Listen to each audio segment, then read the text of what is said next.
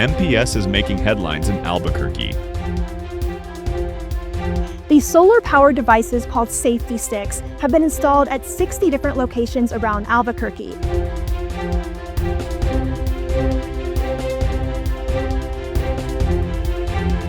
These will help remind people that when we say no parking, we mean it.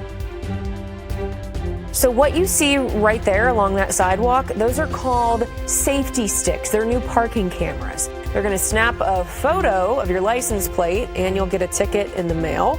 It's about keeping fire lanes, bike lanes, and other prohibited areas clear. We'll also be using these in crosswalk areas around schools. One of the #1 complaints that we receive in the parking division is that there's people parking in a crosswalk where students are crossing. The sticks are now at 60 locations across downtown and in the University District. This is one of those small things that will make things better in our city. For more info or to set up a demo, please visit us online.